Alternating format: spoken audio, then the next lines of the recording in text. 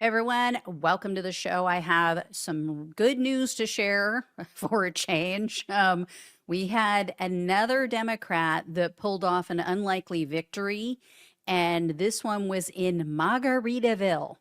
So, Democrats did it again. Oops, they did it again. Anyway, um, so this went down last Friday, or I think it was at least reported last Friday.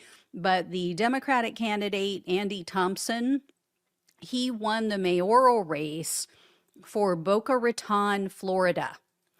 This is significant for several reasons. So initially, let me just share this with you first. Initially, he had won by a one vote margin. One single vote put him over the top. They did two recounts, and then when they did that second recount, they were like, okay, he obviously won. We're just going to go with this. But they settled on a five vote margin. So 5 people, if just 6 people had stayed home, he would have lost. So this is just very crucial that Democrats get out and vote. This is the first Democratic mayor for Boca Raton, Florida in over 30 years. So this is the second time that Democrats have flipped a mayor's seat in the state of Florida in just the past few months. Again, this is Margaritaville. This is Trump country. Okay, I know there are a lot of Democrats there, but they've gerrymandered things so bad that Republicans end up usually winning everything. Obviously, the gerrymandering isn't really going to help when it comes to a mayoral race. But anyway, but still, I mean, it had been trending red. So the other person I'm referring to, just for anybody who didn't catch it, that was Eileen Higgins. So she had become the first Democratic mayor for the city of Miami in almost 30 years. So it's undeniable at this point. The Democrats are fired up. Republican voters are disillusioned. They're unmotivated. They're just not coming out to vote. Either that or they've just checked out. Like they're getting everything that they want. So they're like, oh, whatever. Elections, yeah, who knows? I'll vote again for the next president. So I don't know. But either way, I tend to think that it's disaffected, disillusioned Republican voters, and they're just staying home because they're just not happy.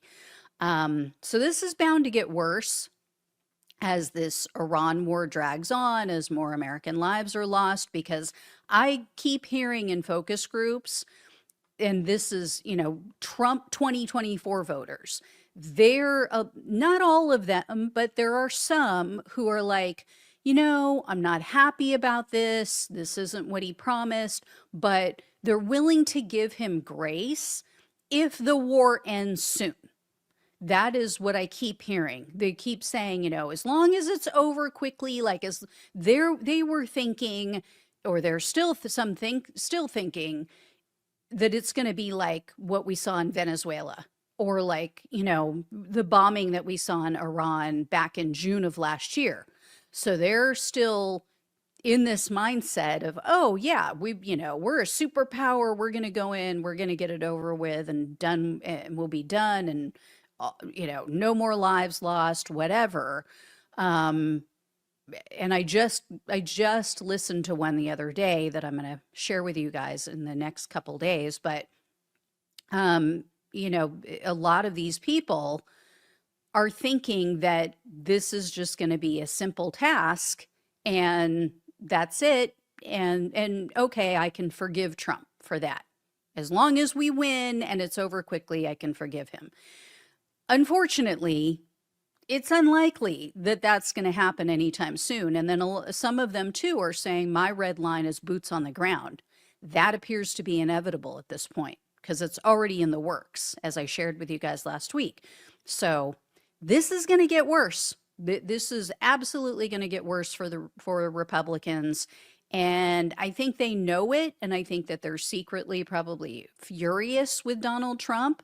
But, again, dumb as a rock in a hard place. That's where they're stuck. So, all right, guys, I'll let you know if I hear any more. Thank you so much for watching and listening. Please like, share, and subscribe. Please donate if you can. Love you all. Take care. Talk with you soon.